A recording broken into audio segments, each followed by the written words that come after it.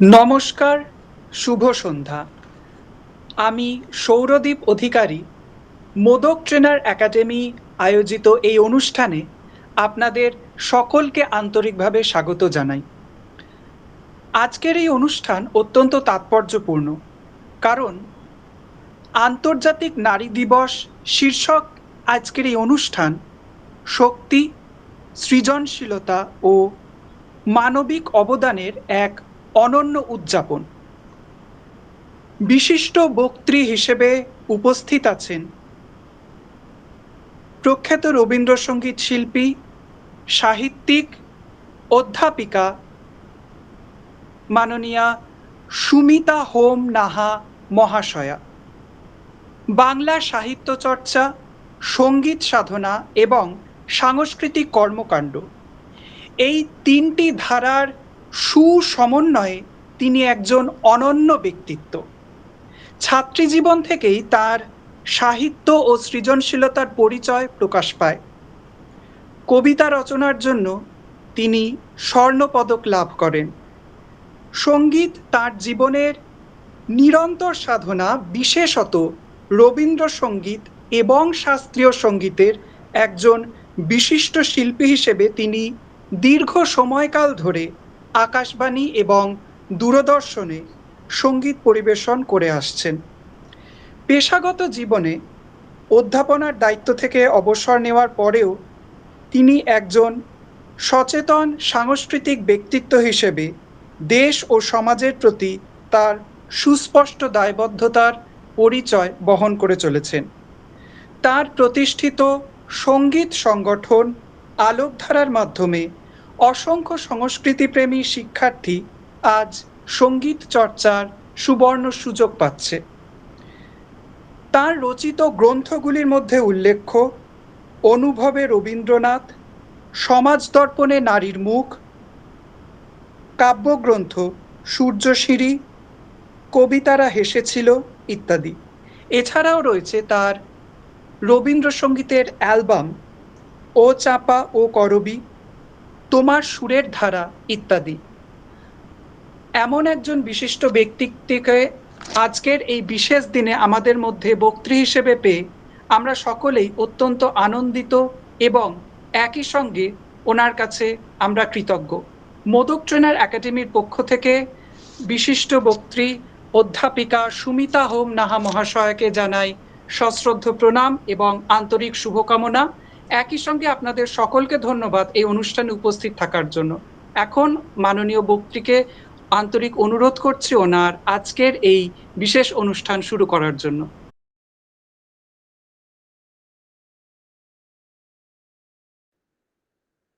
আমরা খুব সুন্দর একটি সময়ে একসাথে মিলিত হয়েছি। আজকের দিনটি অত্যন্ত তাৎপর্যপূর্ণ।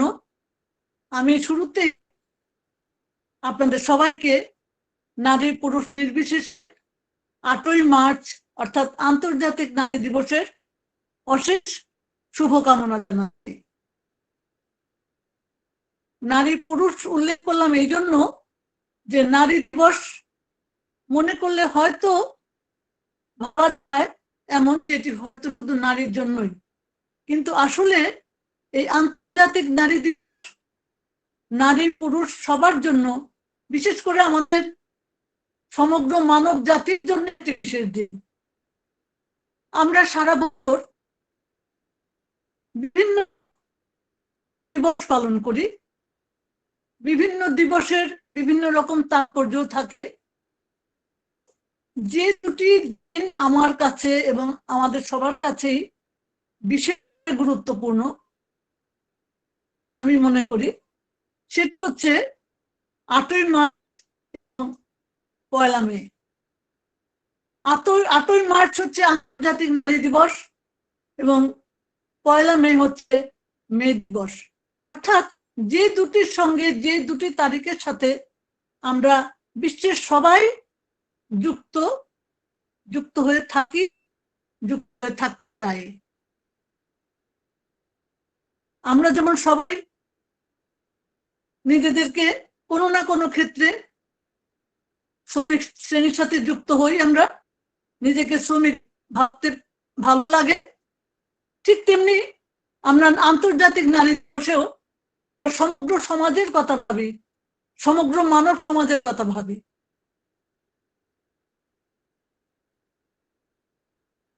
নারী এগিয়ে যাওয়া মানে সমাজ এগিয়ে যাওয়া। সেই জন্যই নারী দিবসের তাৎপর্য বহু দূর।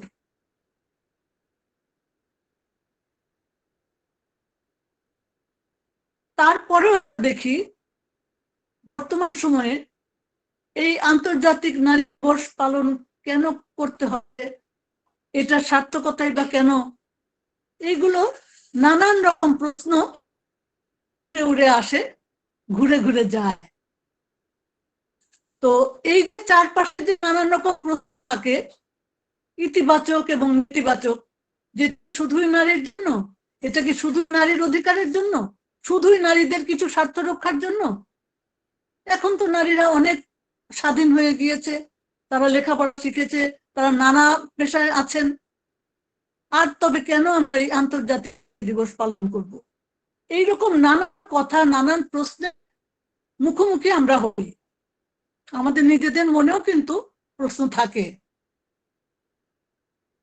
কিন্তু কথা হচ্ছে, যে কারণে নারী দিবসের সূত্রপাত হয়েছিল,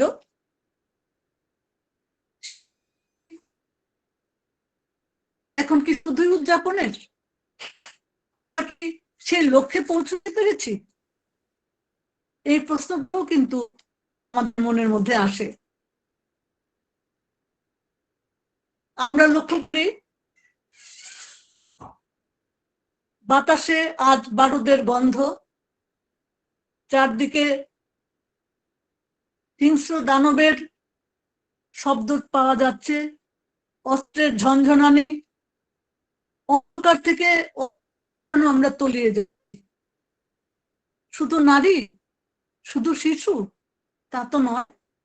আমাদের সমগ্র সমাজের সামনে, আমাদের সমগ্র বিশ্বের সামনে আমরা কতটুকু সভ্য হতে পেরেছি, কতটুকু বিবেকবান হতে পেরেছি, সেই প্রশ্নগুলোই কিন্তু আমাদের কাছে ঘুরে ফিরে আসে। এবং সেই জন্যই 8ই মার্চ আমাদের সামনে সমাজের দর্পণ হয়ে দাঁড়ায়, যে দর্পণের মধ্যে আমরা নিজেদের মুখ দেখতে পাই, আমরা মানুষ হিসেবে নিজেদের মুখ দেখতে পাই। আমরা 8ই মার্চ পালন করবো কিনা, কিভাবে পালন করব, কেন পালন করব, সেই প্রশ্নগুলোর জবাব এর মধ্যে পেয়ে যাই।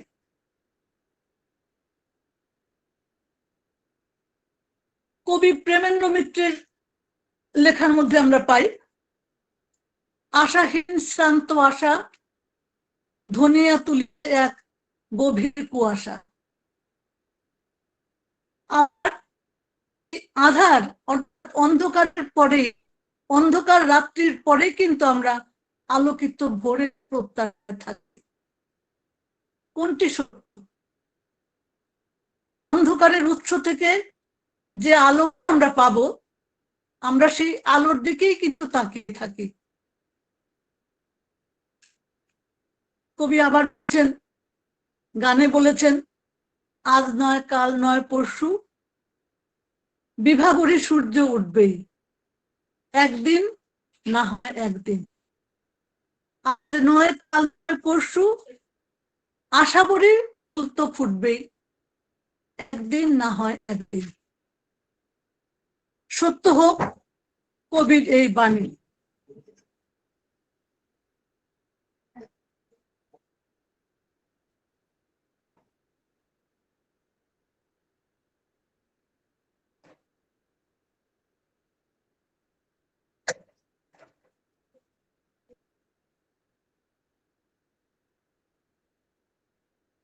আচ্ছা, 1 মিনিট অপেক্ষা করতে হবে।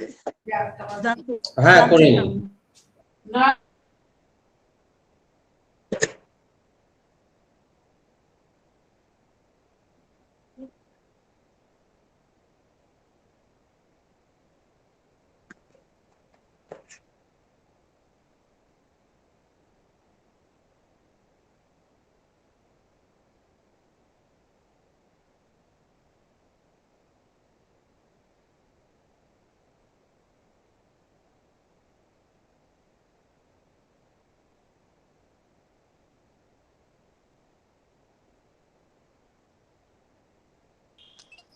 শোনা যাচ্ছে না মনে হচ্ছে, তাই না? ঠিক করছি, একটু অন্য সিস্টেম চেঞ্জ করাচ্ছি।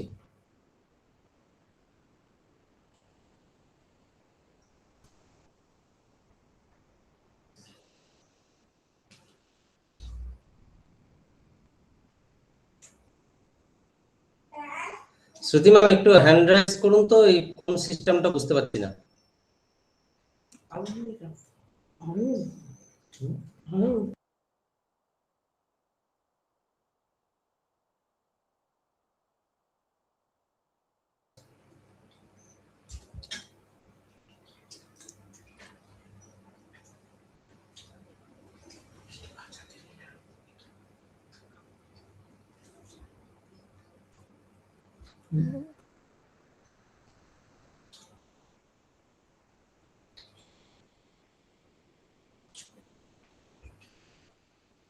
যান্ত্রিক কারণে একটু দেরি হলো।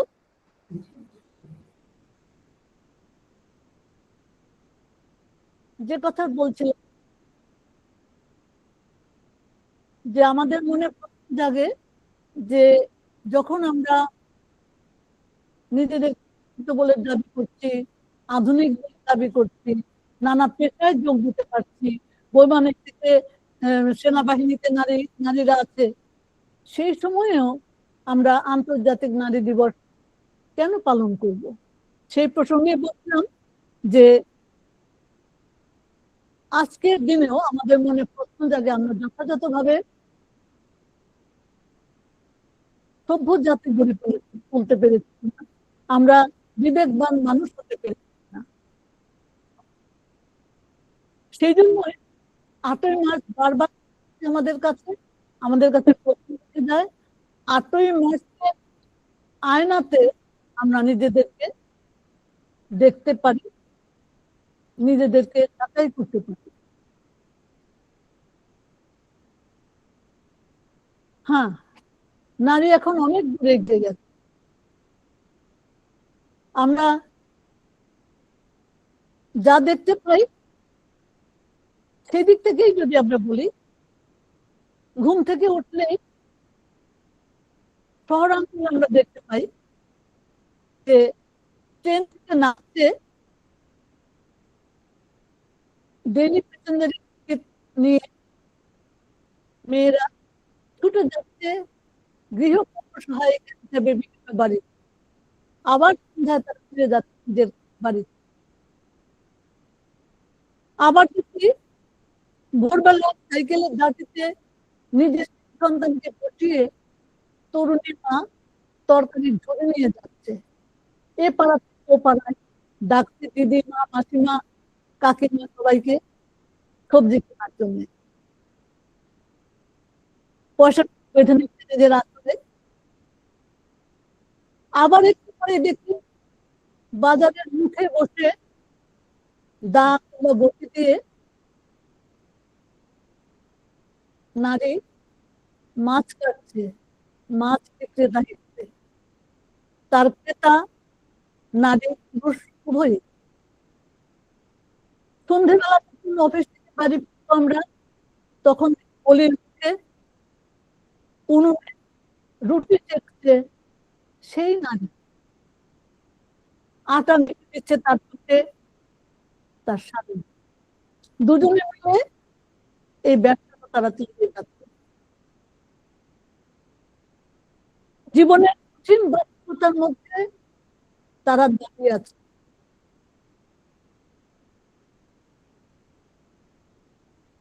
আবার আমরা দেখি 100 বছর আগেও কোন সচ্ছল পরিবারের মেয়ে বা বউ পেশাগত জীবনে যেতে পারত না, মানে চাকরি করতে পারত না। ধীরে ধীরে সেটি অভ্যস্ত হলো নানান কারণে, সেই কারণের মধ্যে এখন যাচ্ছে না। তবে এটুকু বুঝতে পারি, এখনকার দিনেও যখন কোনো বিবাহিতা গল্প করে বলে যে আমার শ্বশুর বাড়ি খুব উদার মানুষ, আমাকে চাকরি করার অনুমতি দিয়েছেন তারা, আমরাও কিন্তু সেটি মেনে যে সত্যি উদার মানুষ না হলে তো এমন প্রতি মিল মেয়েদের ক্ষেত্রে।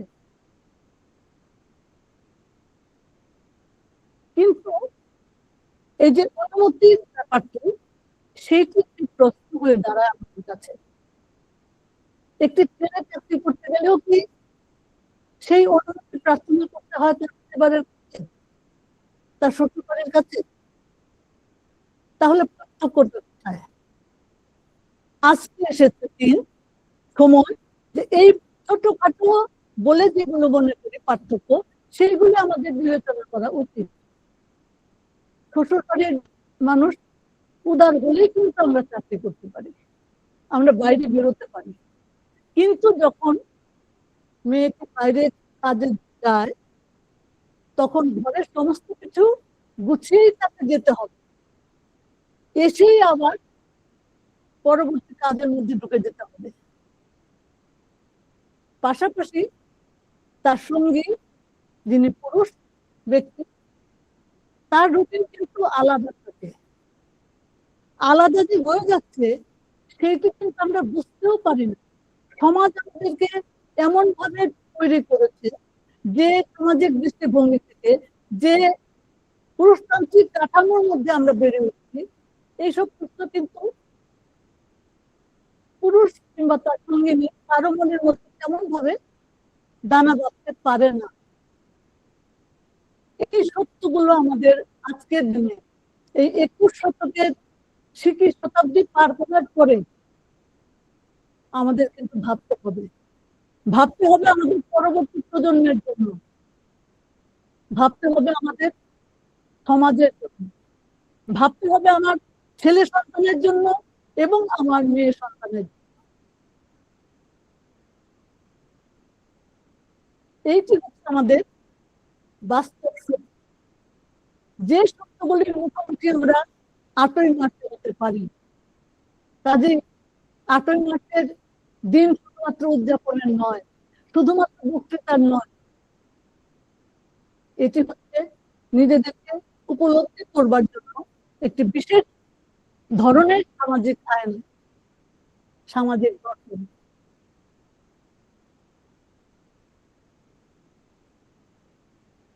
যেখানে যে কঠিন বাস্তবতার মধ্যে দাঁড়িয়ে নারীর যুদ্ধ করছে, সংসার জীবনের যুদ্ধ করছে, অর্থনৈতিক অবস্থার সাথে যুদ্ধ করছে অত্যন্ত সুন্দরভাবে, আবার হঠাৎ সেখানে পুরুষতান্ত্রিক হাওয়া যদি, চেতনা যদি মাথা তুলে দাঁড়ায়, তখনই সেটি অন্যরকম চিত্র হয়ে যায়। তার মানে আমরা আমাদের নিজেদেরকে ঠিক প্রস্তুত করতে পারিনি এখন। কবি বলছেন, এই যুগের কবি, আমার যাত্রী শুরু ধরেছে স্বর্গে এবং মর্তে, আমার ওরা বাঁচতে শিখেছে নিজেই নিজের শর্তে। এই যে বাঁচতে শেখা, নিজেই নিজের শর্তে, এই কথাটা যে কতখানি গভীর এবং তাৎপর্যপূর্ণ, সেইটি শিক্ষিত অশিক্ষিত ধনী নির্ধন সব মানুষের, মেয়ে নির্বিশেষে সবার অনুধাবন করতে হবে। কারণ সমাজে মানুষ হিসেবে বাঁচতে হয়, নারী কিংবা পুরুষ হিসেবে।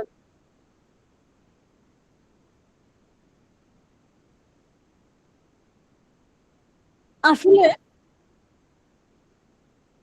এই সব কিছুই এক বিরাট রকম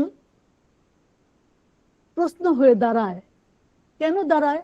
যদি আমরা সুন্দর সমাজ করতেই পারি, গড়ে নিতেই পারতাম, তাহলে কেন আমরা প্রাণ খুলে হাসতে পারি না?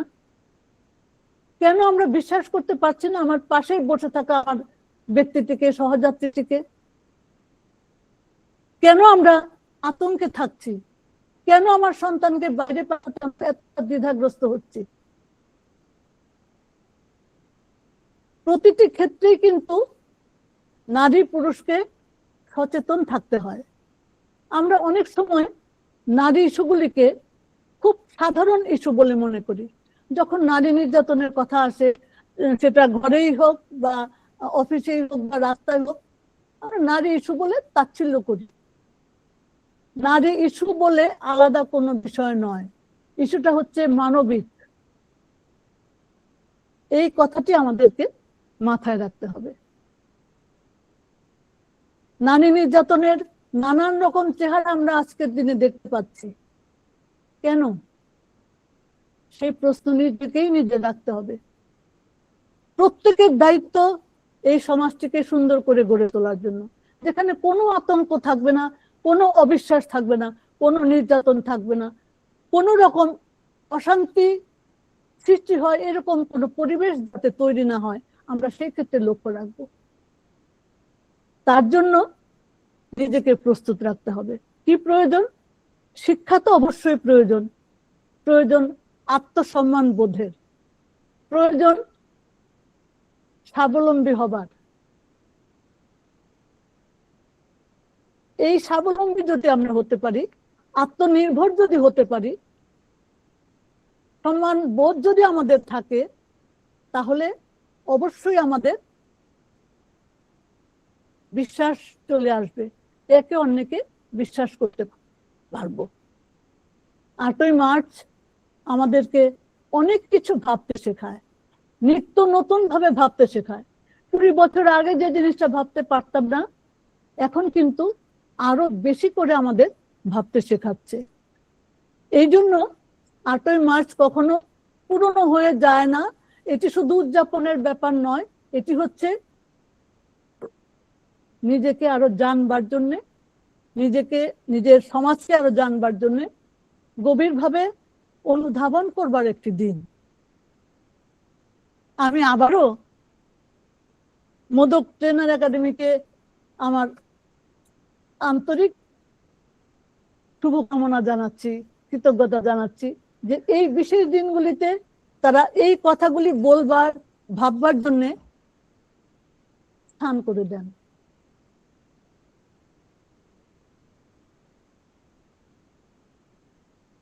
যে কথা বললাম, যে এই যে আমরা বলি যে নারী মুক্তি, নারী দিবস, এই নারী মুক্তি তো শুধুমাত্র কিছু সুবিধা পাওয়ার শর্তের জন্য নয়। নারী যদি কিছু কিছু সুবিধা পাওয়ার জন্যই হতো, তাহলে বিশেষ বিশেষ পরিবারের বিশেষ বিশেষ সুবিধা থাকতো। নারী মুক্তি হচ্ছে সমগ্র মানুষের মুক্তি। নারী জাগরণ মানে মানব জাগরণ। এইভাবে যদি আমরা দেখি, তাহলেই আমরা 8ই মার্চকে নিজের বলে ভাবতে পারবো, নারীর একটি দিন বলে নয়, মানুষের একটি দিন বলে, মানব জাগরণের একটি দিন বলে ভাবতে পারবো। তো এই 8ই মার্চ কিভাবে আসলো ঠিক কথা আমরা জানি, সেই ইতিহাসে আমি বিশেষ যাব না। তবু খুব সংক্ষেপে যদি বলি যে এটি ছিল অধিকার প্রতিষ্ঠার একটি সংগ্রাম। 1857 সালের 1857 8ই মার্চ আমেরিকার বস্ত্র শিল্পের নারী শ্রমিকেরা আন্দোলন করেছিলেন। তাদের ধর্মঘট ছিল 16 ঘন্টার যে কাজ, কর্মঘণ্টা, সেটিকে কমিয়ে 10 ঘন্টা করার জন্য এবং মজুরি বৃদ্ধি করার জন্য। এখানে একটা কথা বলে রাখি যে প্রথম বিশ্বযুদ্ধের পর থেকেই নারীরা বিভিন্ন জায়গায় কাজ পাচ্ছিল, পেশাগতভাবে তারা ঢুকতে পারছিল, কিন্তু নারী পুরুষের মজুরির ক্ষেত্রে বিরাট বৈষম্য ছিল। তো সেইখানে ওই নারী শ্রমিকরা 16 ঘন্টার জায়গায় 10 ঘন্টা এবং কাজের সময় এবং মজুরি বৃদ্ধির জন্য ধর্মঘট করেছিল। শুধু এটি তো নয়, এই যে ভোটাধিকার, আমরা এখন যে ভোটাধিকার পেয়েছি, ভোটার কার্ড নিয়ে আমরা চলে যাই ভোট দিতে, কিন্তু এই ভোটাধিকারের জন্য নারীদের অনেক সংগ্রাম করতে হয়েছিল। মানে পুরুষ ভোটার হওয়ার পরেও শুধু আমেরিকাতেই পুরুষরা ভোটের অধিকার পাওয়ার পরে 50টি বছর নারীদের সংগ্রাম করতে হয়েছে ভোটের অধিকারের জন্য। এরপরে একে একে বিভিন্ন দেশে নারীদের ভোটাধিকার শুরু হলো। যাই হোক, ক্লারা জেটকিন নাম আমরা জানি, জার্মান সমাজতান্ত্রিক আন্দোলনের নেত্রী। তিনি বললেন যে এই যে 8ই মার্চ, যেদিন তারা নারী শ্রমিকের আন্দোলন করেছিলেন, এই 8ই মার্চকে নারী দিবস হিসেবে আমরা পালন করতে পারি এবং সেইভাবে 8ই মার্চ আন্তর্জাতিক নারী দিবস পালিত হতে থাকে। 1911 থেকে এই দিনটি পালন হতে থাকে এবং 1974 সালে জাতিসংঘ এটি আন্তর্জাতিক নারী দিবস হিসেবে স্বীকৃতি দিয়েছিল। 1911-তে যে দিনটি পালিত হচ্ছিল সেটি জাতিসংঘের স্বীকৃতি পায় 1974 সালে। তখন যে স্লোগানটি ছিল প্রথমবার, সেটি ছিল সমান অধিকার, সমান সুযোগ, সকলের অগ্রগতি। এবছর 2026, এখনের স্লোগান হচ্ছে আজকের পদক্ষেপ, আগামীর ন্যায় বিচার, সুরক্ষিত হোক নারী ও কন্যার অধিকার। Rights, justice, action for all women and girls.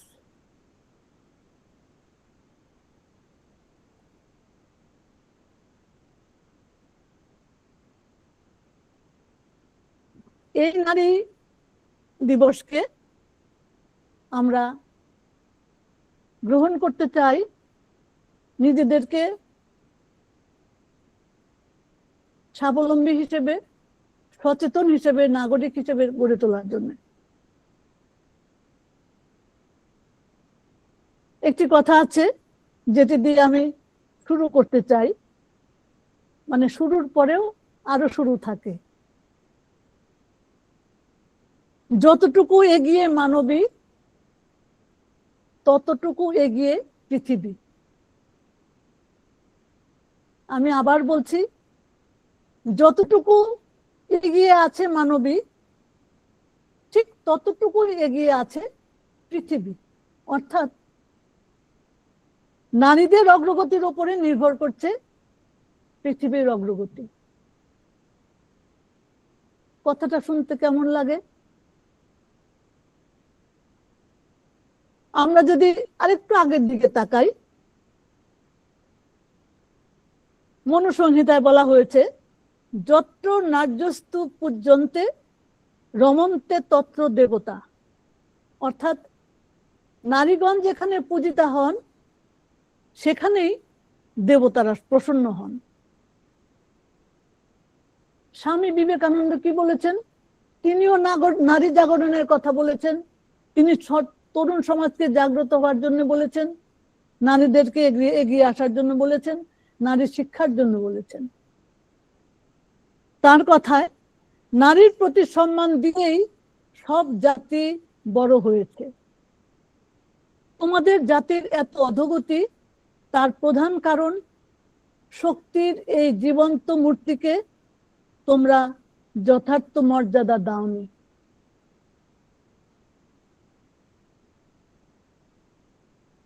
আমরা তারও আগে যদি দেখি, লক্ষ্য করা যায় যে শিক্ষায় নারীর অধিকার কিন্তু স্বীকার করেনি শাস্ত্র। এক সময়ে আর্য এবং প্রাগার্যর সংমিশ্রণ ঘটল বৈবাহিক সূত্রে। তখন উপনয়নে নারীর অধিকার চলে যায়। আর এই উপনয়ন ছিল আর্যদের শিক্ষার প্রথম সোপান।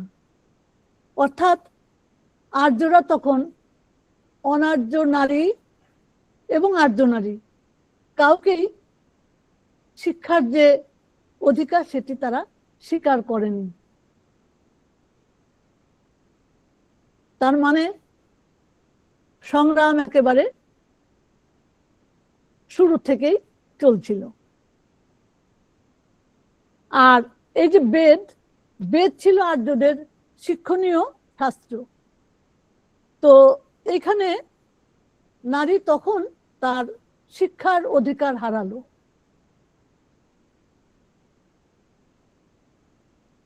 প্রাতিষ্ঠানিক শিক্ষাও তার নেই, ফলে সমাজে একটা অবহেলার মধ্যে সে চলে আসলো। মানে স্বাভাবিকভাবেই দ্বিতীয় শ্রেণীর নাগরিক সে হয়ে গেল। তারপরে সমাজে আসলো সম্পত্তির অধিকার। যখন সম্পত্তির অধিকারের ব্যাপারটি আসলো, তখন সেই অধিকারও হারালো নারী।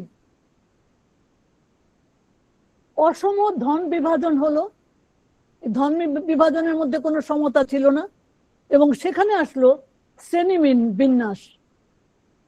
প্রধান দুটি শ্রেণী, একটি হচ্ছে ধনী আর একটি হচ্ছে নির্ধন। ব্রাহ্মণ, ক্ষত্রিয়, শূদ্র এবং ব্রাহ্মণ, ক্ষত্রিয়, বৈশ্য এবং শূদ্র, এবং আরেকটি হচ্ছে নারী। দেখা গেল যে এই যে অসম ধন বিভাজন, এর মধ্যে নারী এবং শূদ্র একই পর্যায়ভুক্ত হয়ে গেল। ব্যাপারটি ভেবে দেখার মতো। নারী, তারও শিক্ষা নেই, তার ব্যক্তিগত সম্পত্তিও নেই, অনুরূপ শূদ্রেরও ঠিক তাই। তাদের কি আছে? শুধুমাত্র মানে শ্রম তারা দিতে পারবে, কায়িক শ্রম তারা দিতে পারবে, এবং এই জন্যই ভৃত্যের মতোই ভরণীয়া তিনি হলেন ভার্যা, মানে স্ত্রী।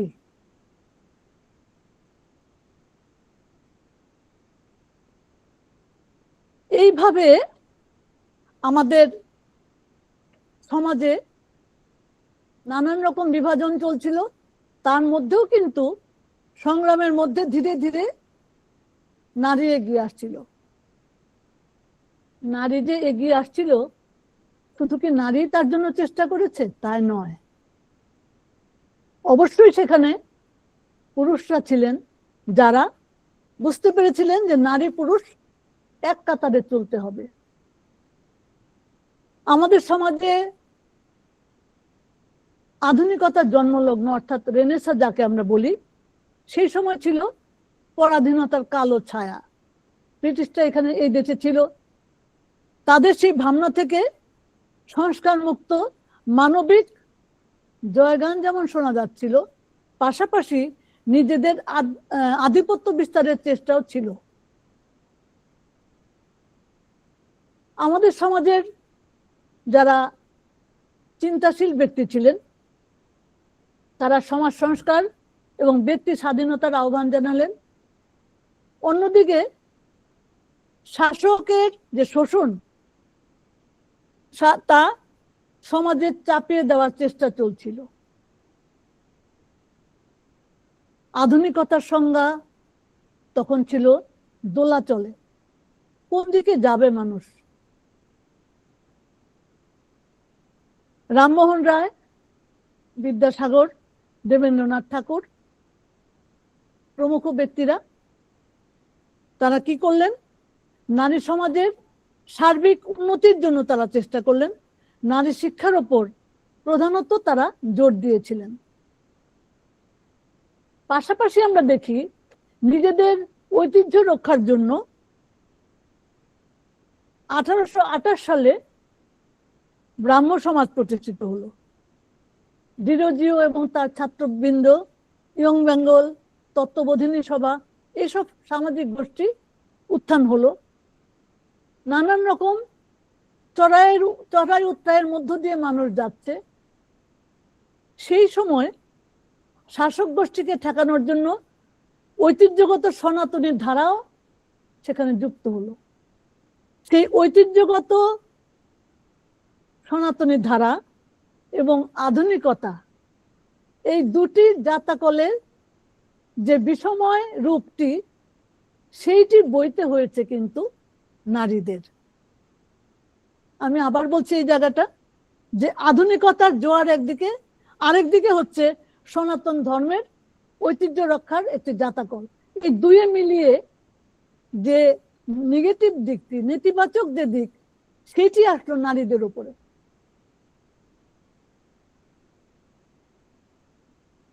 এভাবেই চলতে চলতে দেখা গেল যে সমাজে এক সময় বলা হলো মডার্ন মেয়ে, নেতিবাচক অর্থে।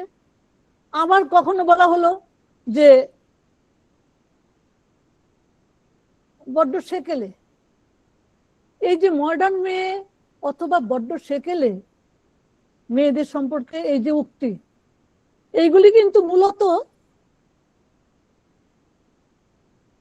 পুরুষতান্ত্রিক দৃষ্টিভঙ্গি থেকে বলা। এই যে মনোভাব, এই মনোভাবের মধ্যে আমরা যে জিনিসটি লক্ষ্য করি সেটি হচ্ছে আধুনিক এবং প্রাচীনপন্থী দুটির মধ্যেই পিতৃতান্ত্রিক মানসিকতা কাজ করেছে।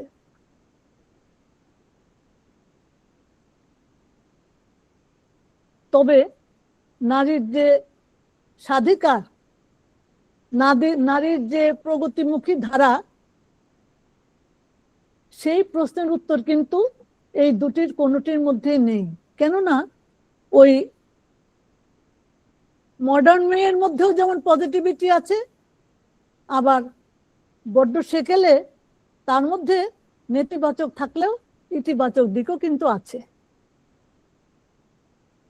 এর মধ্যে লক্ষ্য করলাম রাজা রামমোহন রায় এলেন বিদ্যাসাগর সতীদাহ প্রথার বিরুদ্ধে। রামমোহন রায় আর বিদ্যাসাগর প্রধানত নারী শিক্ষার জন্য কাজ করলেন। 1849 সালে বিদ্যাসাগর এবং ড্রিঙ্ক ওয়াটার বেথুন সাহেব তাদের চেষ্টায় স্ত্রী শিক্ষা প্রাতিষ্ঠানিক রূপ পেয়েছিল।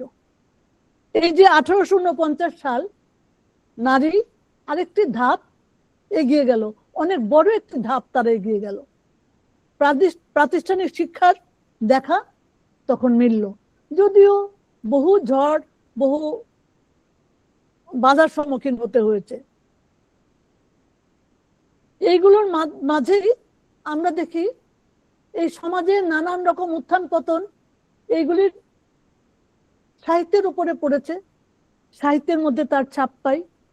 বিশেষ করে আমরা দেখব রাজা রামমোহন রায়ের মধ্যে লেখার মধ্যে বঙ্কিমচন্দ্র, সাহিত্য সম্রাট বঙ্কিমচন্দ্র, শরৎচন্দ্র চট্টোপাধ্যায়, মাইকেল মধুসূদন দত্ত এবং অবশ্যই রবীন্দ্রনাথ। মহিলারাও কিন্তু সেই অবরোধবাসিনী অবস্থার মধ্যেও তারা কলম ধরেছেন। তারা তাদের ব্যক্তিগত জীবনের কথা তুলে ধরেছেন, সমাজের কথা তুলে ধরেছেন এবং অনেক প্রতিভাময়ী সাহিত্যিকের লেখা আমরা এই যুগে পেয়েছি। আমি একটি ছোট্ট অংশ পড়ে শোনাতে চাই, জ্যোতির্ময়ী দেবীর লেখা। 1377 বঙ্গাব্দে তিনি লিখেছেন একটি গল্প। গল্পটির নাম হচ্ছে কেয়ার অব। ওই অংশ থেকে আমি একটুখানি পড়ছি। তিনি লিখছেন, জীবনের শেষ প্রান্তে এসে ছোটবেলার সই যখন আমার ঠিকানা জানতে চাইলে হাবি পিসি তখন পথে দাঁড়িয়ে ভাবতে লাগলেন, কোন ঠিকানা, কার ঠিকানা? বাপের বাড়ি মানকুণ্ডুর ঠিকানা? সেখানে আর কে আছে এখন? ভাইদের ঠিকানা? শ্বশুর বাড়ি বেতরের ঠিকানা? সেখানে আর কবেই বা ছিলাম? সেই তো কপাল পুড়তে পুড়তে ছেলে মেয়ে কটির হাত ধরে বাপের বাড়ি গেলাম। তারপর বাপ গেল, মা গেল, ভাইদের আশ্রয়ে ছিলাম।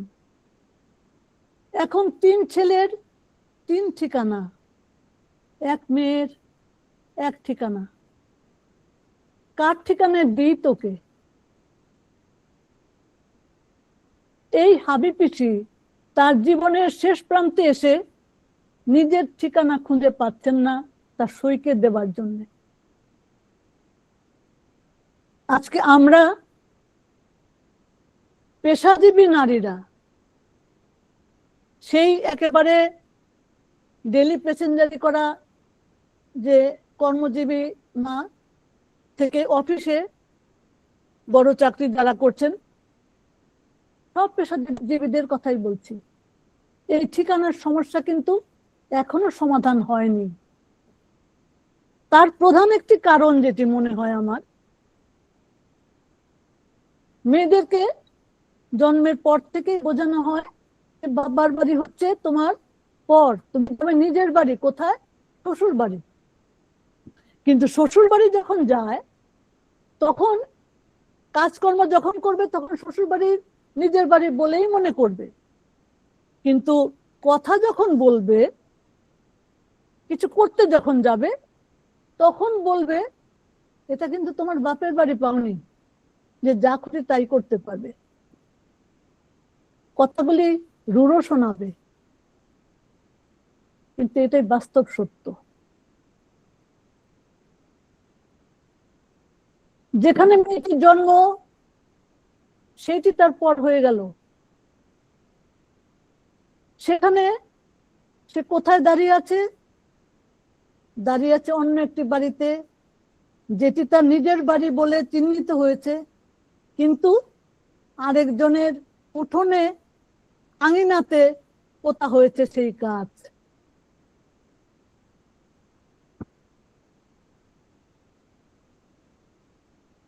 আমরা মেয়েদেরকে দেখতে চাই মানুষ হিসেবে।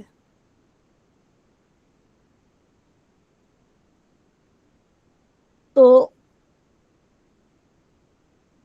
এই যে মেয়ে, তার নারীর ক্ষেত্রে এই সামাজিক নিয়ন্ত্রণের কৌশল, সামাজিকভাবে যে পুরুষতান্ত্রিক মানসিকতার মধ্য দিয়ে তাকে তৈরি হতে হয়, সেইখানেই আমাদের নজর দেওয়া প্রয়োজন।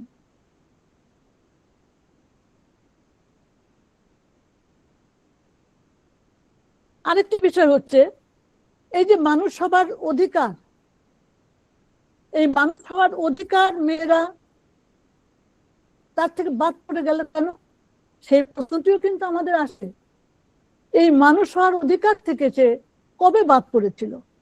নাগরিকত্ব ও মানব অধিকার এই সামাজিক সংজ্ঞা যখন উদ্ভব হলো তখনই দেখা গেল যে এই অধিকারের আওতার মধ্যে মেয়েরা কিন্তু নেই। এটি বাস্তব সত্য, এবং সেটির জন্যই এত লড়াই, এত সংগ্রাম।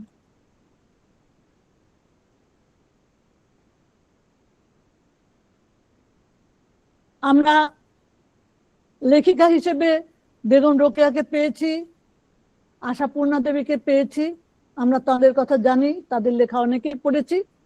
আজকে এই দীর্ঘ আলোচনায় আমি যাব না, তবে একটুখানি উল্লেখ করব, শুধু নারী তো নয়, অনেক জ্ঞানী বিচক্ষণ ব্যক্তি যারা নারীদেরকে যথার্থভাবেই এগিয়ে নিতে চেয়েছেন। সাহিত্যের মধ্যে আমরা দেখি মাইকেল মধুসূদন দত্ত, রেনেসাঁ নবজাগরণের যিনি অগ্রদূত, তার লেখা মেঘনাদ বধ কাব্য আমরা সবাই জানি, মহাকাব্য। সেই মেঘনাদ বধ কাব্যের মধ্যে মেঘনাদের স্ত্রী প্রমীলা একটি উল্লেখযোগ্য চরিত্র। রামায়ণের কাহিনী নিয়ে লেখা, কিন্তু দৃষ্টিভঙ্গি হচ্ছে আধুনিক। সেখানে মেঘনাদের স্ত্রী বলছে, মেঘনাদ যখন চলে গেল রামের সাথে যুদ্ধ করতে, তখন মেঘনাদের স্ত্রী বলছে তার সখীকে, কি কহিলি বাসন্তী, পর্বত গৃহ হতে বাহিরায় যবে নদী, সিন্ধুর উদ্দেশ্যে তার হেন সাধ্য যে সে রোধে তার গতি। প্রমীলা যখন মেঘনাদের উদ্দেশ্যে যেতে চেয়েছিল, তার সখী বাধা দিয়েছিল। তখন অবাক হয়ে বলছে, কি কহিলি বাসন্তী।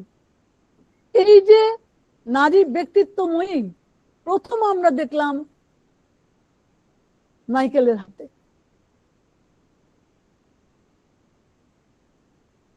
পর্বত থেকে যখন যখন নদী বের হয় তখন তার গতি কেউ রোধ করতে পারে না, ওই রকম গতিতে তিনি যাবেন তার স্বামী মেঘনাদের কাছে। আরেক জায়গায় এই কাব্যে তিনি বলেছেন,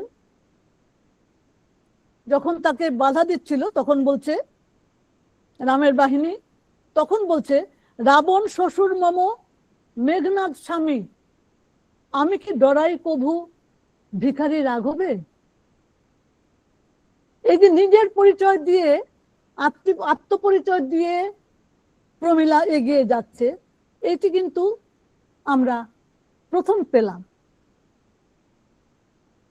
সাহিত্য সম্রাট বঙ্কিমচন্দ্র অনেক লেখায় বিভিন্ন ভাবে তিনি নারী জাতির কথা লিখেছেন। আমি ছোট্ট একটি কথা বলবো, তার উপন্যাস দুর্গেশ নন্দিনী। দুর্গেশ নন্দিনীর নায়িকা আয়েশা বলছেন, তাকে যখন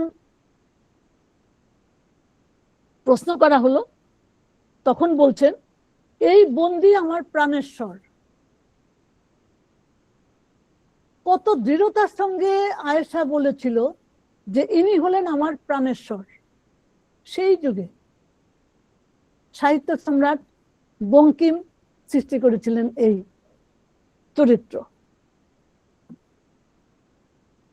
রবীন্দ্রনাথের কথা যদি বলি, বিভিন্ন ভাবে তার কাব্যে, সাহিত্যে, উপন্যাসে, ছোট গল্পে নারী চরিত্র এসেছে। প্রবন্ধের মধ্যে তো লিখেছেনই। তিনি মানসিক কাব্যের তার প্রথম দিকের কাব্য বালিকা বধূর মধ্যে তিনি লিখেছেন যে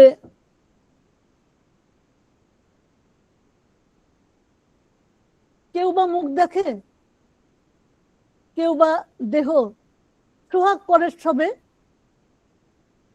কেউ ভালো তো বাসে না, এরকম একটি বিষয়।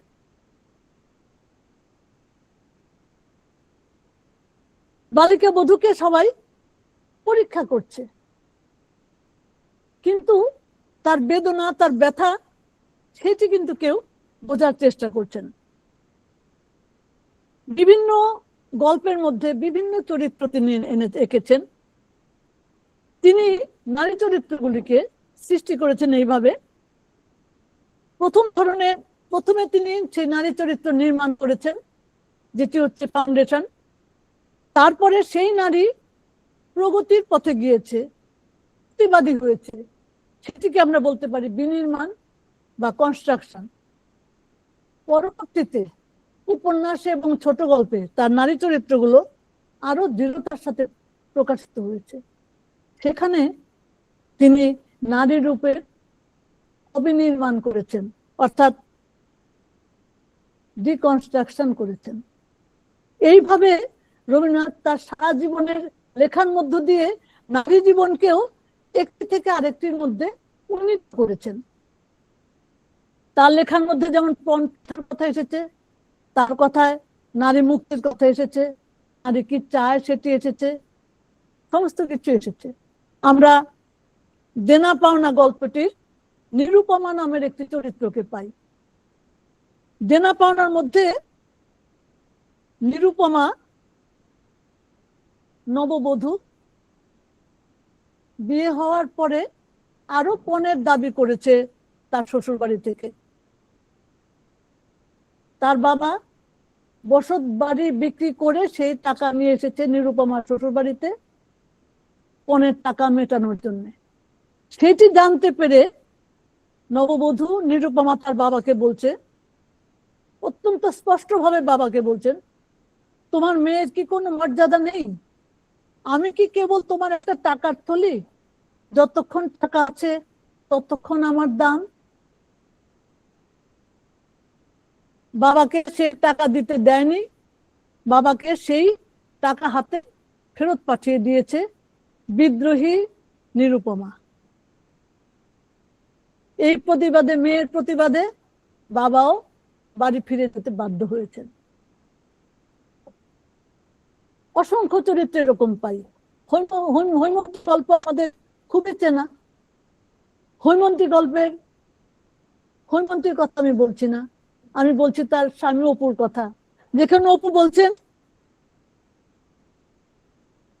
হৈমন্তী শিক্ষিত পরিবারের শিক্ষিত মেয়ে ছিল, কিন্তু বিয়ের পরে নানান নাক পাশে সে আড়ষ্ট হয়ে আছে। অপু শিক্ষিত, সে সেটি বুঝতে পারছিল। আর বই পড়তে সে ভালোবাসতো। হৈমন্তী ইংরেজি কবিতার বই এনে দিয়েছে তার স্বামী, কিন্তু একদিন দেখলো যে হৈমন্তী তার কোলের মধ্যে সেই কবিতার বইটি রেখে বাইরের দিকে উদাস ভাবে তাকিয়ে আছে। তখন রবীন্দ্রনাথ বলছেন স্বামী অপুর মুখ দিয়ে। হৈমন্তীর অবস্থা আমি বুঝিতে পাইতেছি, কিন্তু তাহাকে আমি সব দিতে পারি, কিন্তু মুক্তি দিতে পারি না, সেটি আমার নিজের মধ্যে করি। অপু বলছে, বুঝতে পারছে যে মুক্তি তার মানব মুক্তির দরকার, মনের বিকাশের মুক্তির দরকার, কিন্তু আমি তাকে সব দিতে পারি, কিন্তু মুক্তি দিতে পারি না। কেন? সেটি আমার নিজের মধ্যেই তো নেই। রবীন্দ্রনাথ আমাদের পুরুষতান্ত্রিক সমাজের একটি পুরুষের জাগ্রত বিবেককেও তিনি তুলে ধরেছেন এখানে। অপু বুঝতে পারছেন, কিন্তু দেবার ক্ষমতা তার নেই। কেন? সামাজিক চাপে। এইভাবে আমরা স্ত্রীর পত্রে দেখি মৃণালকে, রক্ত করবে নন্দিনীকে পাই, চণ্ডালিকায় চণ্ডাল কন্যা প্রকৃতিকে পাই, আর চিত্রাঙ্গদাকে পাই। শাস্তি গল্পের চন্দরা আরেকটি উল্লেখযোগ্য চরিত্র। শাস্তি গল্পের আমরা দেখছি যে শ্রীদাম এবং রহিদাম দুই ভাই। শ্রীদাম তার স্ত্রী চন্দরা, শ্রীদামের যে দাদা, সে রাগের মাথায় তার বউকে খুন করেছে। পুলিশ এসেছে, এখন যদি সত্যি ঘটনা বলে তাহলে তার ভাইকে জেলে যেতে হবে এবং মৃত্যু অবধারিত। ভাইকে বাঁচানোর জন্য শ্রীদাম বলছে তার নিজের স্ত্রীর ওপরে সে দোষ দিয়েছে যে তার স্ত্রী খুন করেছে, পুলিশ তাকে নিয়ে যাবে। এই সময় সে বলেছে, গ্রামের একজনের মাতব্বর তার কাছে বলেছে যে বউ গেলে বউ পাওয়া যাবে, কিন্তু ভাই গেলে তো আর ভাই ফিরে পাবো না। কত কঠিন একটি কথা।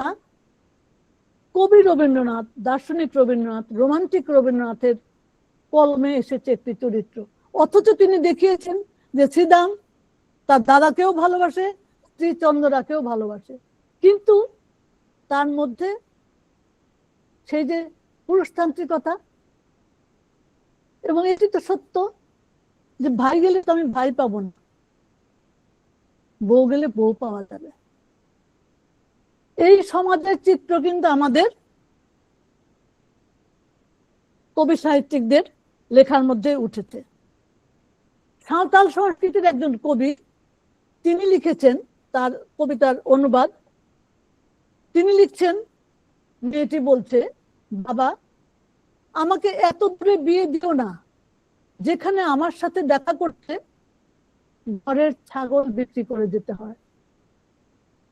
এমন দেশে দিও না বিয়ে যেখানে মানুষের চেয়ে বেশি ঈশ্বরের বাস। আমাদের কি মনে পড়ে না আমাদের শচীন দেব বর্মনের গাওয়া গানটি, যিনি লিখেছেন তার স্ত্রী মীরা দেব বর্মন, কে যাসরে ভাটি গান বায়া আমার ভাই ধন্ডে কেউ নায়ন্বিত আয়া। বাবাকে বলছে যে এত দূরে বিয়ে দিও না যেখানে আমার সাথে দেখা করতে ঘরের ছাগল বিক্রি করতে হয়।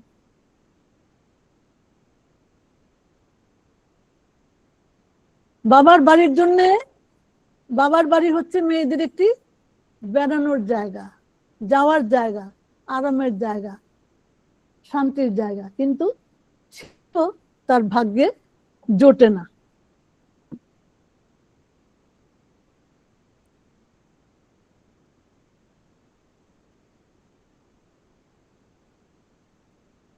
আমরা শেষ করে আসছি প্রায়। আধুনিক বিশ্বে আমরা দেখি যে এই যে রাজনৈতিক অধিকার অর্জনের সংগ্রাম, সেটি চলছে 200 থেকে 250 বছর ধরে। এবং এই রাজনৈতিক অধিকার আন্দোলনের সাথে কিন্তু যুক্ত নারী আন্দোলন। নারী আন্দোলনকে যদি রাজনৈতিক অধিকার আন্দোলন থেকে আলাদা করা যায়, তাহলে রাজনৈতিক অধিকার আন্দোলন ফ্যাকাশে হয়ে যায়। এটি হচ্ছে সত্য। কারণ নারী আন্দোলন তার মধ্যে না থাকলে অবশ্যই রাজনৈতিক আন্দোলন দুর্বল হয়ে যাবে। যদিও নারী আন্দোলনের সঙ্গে অন্যান্য সামাজিক আন্দোলনের বিরাট একটি পার্থক্য আছে, নারী আন্দোলনে বৈচিত্র্য আছে। নারী আন্দোলনের প্রধান বিষয়টি হচ্ছে নারী এবং পুরুষের অসাম্য, নানা ধরনের অসাম্য। এবং এই অসাম্য যদি দূর করা না যায়, তাহলে সমাজের স্থিতিশীলতা পিছিয়ে যাবে অনেক বছর। নারী আন্দোলন থেকেই নারীবাদের জন্ম। এক সময় নারীবাদকেও ফ্যাশন বলে একটা নেতিবাচক ভঙ্গিতে বলা হতো, কিন্তু 20 শতকের মধ্যভাগ থেকে, গত শতকের মধ্যভাগ থেকে এই নারীবাদের সাথে যুক্ত হলো নারীর অধিকার রক্ষার বিষয়টি। আমাদের মাথায় রাখতে হবে যে নারীবাদের সাথে যুক্ত নারীর অধিকার রক্ষার যে বিষয়টি। নারীর কিসের অধিকার? সামাজিক অধিকার, অর্থনৈতিক অধিকার, রাজনৈতিক অধিকার এবং সাংস্কৃতিক অধিকার। সাংস্কৃতিক অধিকার কি, সেটাও একটা বিরাট বিষয়। তো যাই হোক, এই যে নারী আন্দোলন, তার সাথে যুক্ত হচ্ছে সামাজিক দায়বদ্ধতা।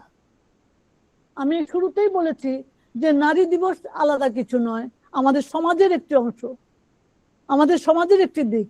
এবং নারী আন্দোলনের সঙ্গে যুক্ত হচ্ছে সামাজিক দায়বদ্ধতা। এই দায়বদ্ধতা যেমন পুরুষের, ঠিক তেমনি নারীর। একটিকে বাদ দিয়ে অন্যটি কখনো এগিয়ে যেতে পারে না। আমরা কি চাই? আমাদের চাওয়া কি? আমাদের চাওয়া ছোট্ট একটি জিনিস, সেটি হচ্ছে অধিক নিরাপদ বিশ্ব গড়ে তোলা। আমাদের এই বিশ্বকে অধিক নিরাপদ গড়ে তুলতে হবে, যেটি আমাদের সবার মনের মধ্যে কাজ করছে, বুকের মধ্যে কাজ করছে। আমরা অনেক সময় বলি যে আর্থিক, সামাজিক, শ্রেণী বৈষম্য, এই সমস্ত কিছুর ক্ষেত্রে একটা আধিপত্য বিস্তারের একটা মনোভাব রয়েছে। সেইখানে এই যে পুরুষতান্ত্রিকতা যেটা জড়িয়ে আছে, সেটা আমরা কিন্তু ঠিক দেখতে পারি না, দেখতে পাওয়ার চেষ্টা করি না, চেষ্টা করার কথাও নয়। কারণ ছোটবেলা থেকে আমাদের মধ্যে এমন ভাবে জিনিসগুলো ঢুকে যায় যে আমরা সেই শ্রেণী বৈষম্য বা সামাজিক বৈষম্যের বিষয়টি আমরা ভাবতে পারি না, ভাবতে চাই না। আবার দেখা যায় যে দরিদ্র পরিবারের যেমন এই অসাম্য রয়েছে, বিত্তবান শ্রেণীতেও কিন্তু অসাম্য রয়েছে, তবে তার প্রকাশভঙ্গি একটু ভিন্ন। আরেকটি বিষয় হচ্ছে নারীদের সম্পত্তির অধিকার। সম্পত্তির অধিকারের বিষয়টি হচ্ছে যে অধিকার, এই সম্পত্তির অধিকার শুধু আর্থিক দিক থেকে যে স্বাবলম্বিতা তাই নয়, এটি হচ্ছে আমাদের সামাজিক ভাবেও দুর্বল করে দেয়। একটি কথা আছে যে বাল্যকালে পিতার অধীনে, যৌবনে স্বামী এবং বার্ধক্যে পুত্র, নারীকে এই তিনটি ভাবে থাকতে হবে, এটাই স্বাভাবিক। এই যে সম্পত্তির অধিকার না থাকাটা আমাদেরকে, নারীদেরকে দুর্বল করে দেয়। এখানে আমি একটু বলে রাখি যে এখন অনেক উন্নত আইন হয়েছে, পারিবারিক আইন হয়েছে, সম্পত্তির দিক থেকে আইন হয়েছে, কিন্তু একটা বিষয় হচ্ছে এই যে সেই আইনটিকে কার্যকর ভাবে গ্রহণ করার মতো মানসিকতা আমার তৈরি হয়নি। অনেকেই, অনেক বিবাহিতা মেয়েরাই বাবার বাড়ি যাওয়া বন্ধ হয়ে যাবে বলে, ভাইদের সাথে অমিল হবে বলে যে সম্পত্তি তার পাওয়ার কথা সেই অধিকারটা সে কাজে লাগায় না। এটি কতখানি যুক্তিযুক্ত সেটি আমাদের ভাববার বিষয়। কারণ আমি আবার বলছি, এটি শুধুমাত্র আর্থিকভাবে লাভবান হওয়ার বিষয় কিন্তু নয়, বিষয়টি হচ্ছে সামাজিকভাবে সবল হবার।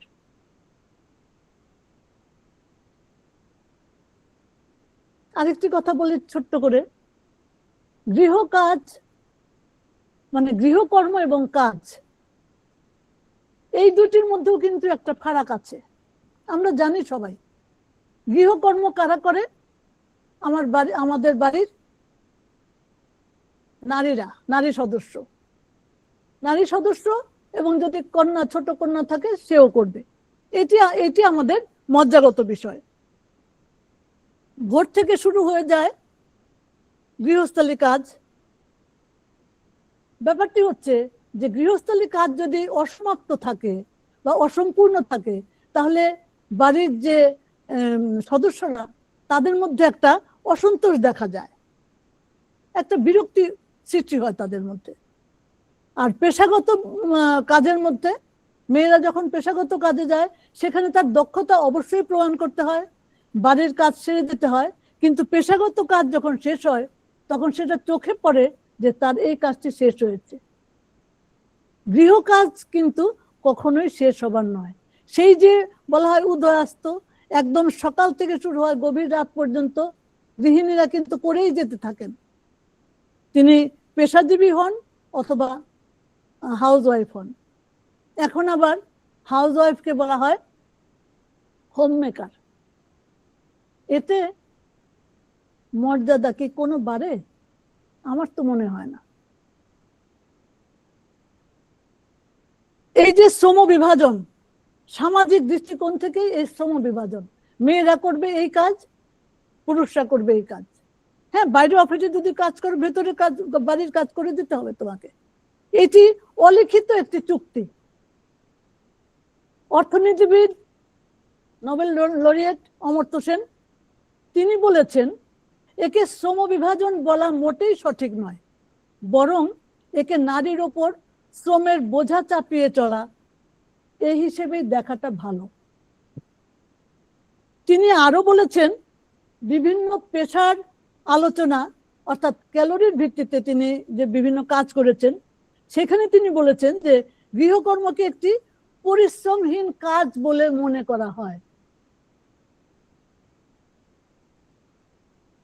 এই যে ভোর থেকে বিভিন্ন রাত, গভীর রাত পর্যন্ত যে গৃহকর্ম, সেটিকে পরিশ্রমহীন একটি কাজ বলে ধরা হয়, এবং সেখানে গৃহিণীদের ক্যালোরিও কম খরচ হয় বলে তিনি দেখেছেন।